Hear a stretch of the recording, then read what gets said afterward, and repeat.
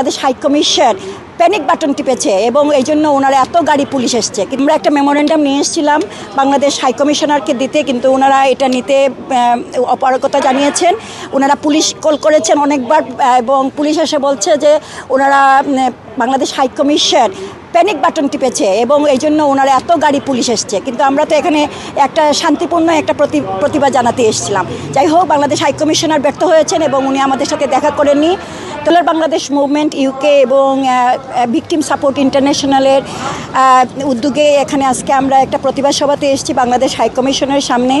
আপনারা নিশ্চয়ই জানেন যে এই যে দীপু দাসের সাথে যে বর্বরতা হয়েছে বাংলাদেশে, সেটার প্রতিবাদ জানাতে এবং আমাদের টিউলিপ সিদ্দিকী এমপি সহ অনেক নিরীহ মানুষের উপরে যে মিথ্যা মামলায় তাদেরকে জর্জরিত করা হচ্ছে। আপনারা শুনেছেন গত দুদিন আগে আমাদের একজন সহকর্মী, উনি বাংলাদেশে রিমান্ডে যাওয়া অবস্থায় ওনাকে বিনা চিকিৎসায় উনি জীবন দিয়েছেন এবং ওনার বয়স মাত্র 40। তো এইরকম এইসব যে অত্যাচার অনাচার বাংলাদেশে হচ্ছে হিন্দুদের উপরে, নিরীহ মানুষের উপরে, সেকুলার মাইন্ডেড মানুষের উপরে, সেটার প্রতিবাদ জানাতে আমাদের পরবর্তী পদক্ষেপ হবে। আমরা এটা যে ওনারা যে আমাদের মেমোরেন্ডাম যে অ্যাকসেপ্ট করেননি সেটা জানিয়ে আমরা ব্রিটিশ পার্লামেন্টে আমরা জানাবো যে আমাদের মেমোরেন্ডামটা বাংলাদেশ হাই কমিশনার অ্যাকসেপ্ট করেননি। বাংলাদেশ হাই কমিশনে এসেছিলাম, হাই কমিশনের সামনে বিক্ষোভ করব। বাংলাদেশে একটা রায় হয়েছে, এদেশের ব্রিটিশ এমপি টিউলিপ সিদ্দিকীকে 2 বছরের সাজা দেওয়া হয়েছে। সেটা সম্পূর্ণ অন্যায্য রায়, কারণ টিউলিপ সিদ্দিকী এই রায়ে বলা হয়েছে টিউলিপ সিদ্দিকী তার খালা তৎকালীন প্রধানমন্ত্রীকে গড় পাইয়ে দিতে ওনার ক্ষমতা ব্যবহার করেছেন। যেখানে প্রধানমন্ত্রী আছেন সেখানে তার ক্ষমতা ব্যবহারের কি দরকার, এবং তিনি ব্রিটিশের একজন এমপি, আইন সম্পর্কে উনি অভিজ্ঞ, ইনি এই কাজ করতে পারেন না। বাংলাদেশের ডেইলি স্টার, প্রথম আলো, উদিচি ছায়ানটে আগুন জ্বালানো হয়েছে। ভোরের কাগজের সম্পাদক শ্যামল দত্ত 2 বছর বিনা বিচারে কারাগারে আটক আছেন। আমরা সেই বন্দীদেরকে মুক্তির জন্য এখানে এসেছি এবং ইউনূস সরকারকে আমরা জানাইতে এসেছি আপনি 2 সপ্তাহের ভিতরে টিউলিপ সিদ্দিকীর এই মামলা প্রত্যাহার করে তাকে খালাস দিন। আজকের এই আন্দোলনে আমাদের সাথে সংহতি প্রকাশ করেছে ভিকটিম সাপোর্ট ইন্টারন্যাশনালের ব্যানারে আমরা আয়োজন করেছি। আমাদের সাথে সলিডারিটি একাত্মতা ঘোষণা করেছে voice of human right, world Bengali conference, fight for justice in Bangladesh. বাংলাদেশে যেসব লোমহর্ষক ঘটনা ঘটছে, বাংলাদেশের সংস্কৃতির উপরে, সাহিত্যের উপরে, জনমত প্রকাশের উপরে, সংবাদপত্রের উপরে যেসব দুর্ঘটনা ঘটে যাচ্ছে, আক্রমণ এবং ধ্বংস হচ্ছে, এই ধ্বংস, এই আগুন নিয়ে খেলার যে পরিণতি আমরা দেখতে পাচ্ছি, এটা সমস্ত জাতিকে ধ্বংস করে দেওয়ার একটা পায়তারা চলছে। এবং এই জাতিকে রক্ষা করার জন্যে, আমাদের সংস্কৃতিকে রক্ষা করার জন্যে, মত প্রকাশের স্বাধীনতাকে রক্ষা করার জন্যে আমরা এখানে আজকে এসেছি প্রতিবাদ করতে বাংলাদেশের জনগণের কাছে এবং তথাকথিত সরকার যে কয়েকদিন আছে তাদের কাছে এই প্রতিবাদ পৌঁছাতে, যে বাংলাদেশকে রক্ষা করা আমাদের সকলের দায়িত্ব। আমরা ছোটোবেলা থেকে একটা অসাম্প্রদায়িক বাংলাদেশে আমরা বড় হয়েছি, কিন্তু গত 1 বছর ধরে আমরা যা দেখতে পাচ্ছি বাংলাদেশ, বা 1.5 বছরে বাংলাদেশে একটা বলতে গেলে যে একটা মানে আমরা কী বলবো, যে একটা সাম্প্রদায়িক সমৃদ্ধ একটা দেশ তৈরি হয়েছে। কেন হয়েছে? কারণ আমরা দেখেছি বাংলাদেশে কোনো ধরনের আইন শৃঙ্খলা নেই, কোনো ধরনের সেফটি নেই।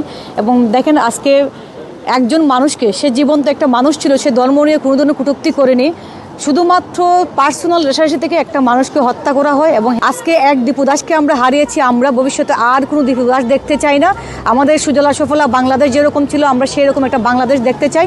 আমাদের বাংলাদেশ ইউক্রেন, আফগানিস্তান হোক, আমরা সেটা কোনোভাবেই চাই না। আজকে বিশেষ করে আমি এসেছি ইউনূস সাহেবকে ধিক্কার জানাতে। তার নিন্দা শুধু নয়, নিন্দা বললে আসলে খুব কম করে বলা হয়। তার নেতৃত্বে আজকে বাংলাদেশে যে সন্ত্রাসের রশি তিনি খুলে দিয়েছেন, এটা অভাবিত, এটা কল্পনা করা যায় না। আমরা এটা কখনো কল্পনা করিনি। তিনি এই ইউনূস, ডক্টর ইউনূস, তিনি অর্ধেক নোবেল পেলেও তো একটা নোবেল পেয়েছিলেন। তিনি আমাদের গর্ব হতে পারতেন, কিন্তু তার পরিবর্তে তিনি দেশটাকে ধ্বংসের পথে নিয়ে গেলেন। এবং পুরোপুরি ধ্বংসলীলা শুরু হয়ে গেছে বাংলাদেশে। আমি তার প্রতিবাদ করতে এসেছি। লন্ডন হাই কমিশনের সামনে একত্রিত হয়েছে অন্যায়ের প্রতিবাদ জানানোর জন্য। আপনারা জানেন বর্তমান বাংলাদেশে আপনার বিভিন্ন নিউজ পেপার যে ইয়েগুলো আছে, প্রতিষ্ঠানগুলো আছে, এগুলোতে আগুন জ্বালিয়ে দেওয়া হচ্ছে। ছায়াদি উদ্দিচি সহ যতগুলো সাংস্কৃতিক কার্যক্রম ওরা বন্ধ করে দিচ্ছে বাংলাদেশে এই যে মৌলবাদীরা। তারপর আপনারা দেখছেন আমাদের বোন আজকে রেপ হচ্ছে, আমাদের বোনকে রেপ করা হচ্ছে, এবং আপনারা দেখছেন যে দীপু দাস নামে একটা ছেলেকে মেরে গাছে ঝুলিয়ে আগুন ধরানো হচ্ছে। আমরা এর প্রতিবাদে আমরা এখানে একত্রিত। আজকে আপনারা সবাই জানেন বাংলাদেশের অবস্থা কিভাবে ধ্বংস হচ্ছে আমাদের দেশ।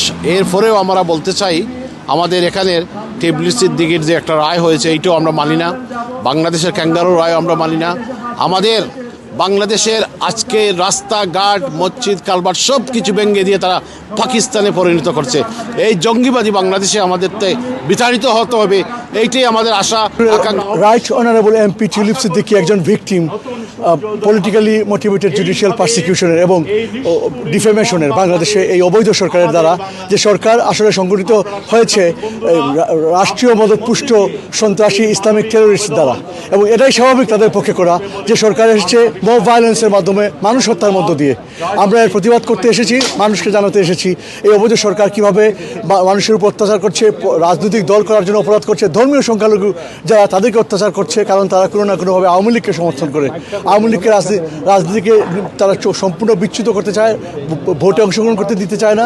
সেদিনই একজন নিরাপদ ধর্মীয় সংখ্যালঘু দীপুচন্দ্র দাসকে হত্যা করলো রাষ্ট্রীয় মদতে, যেখানে ওই ছেলে কোনো অপরাধী করেনি। অপরাধ করলে এটা রাষ্ট্রের দায়িত্ব, মব ভায়োলেন্সের দায়িত্ব না।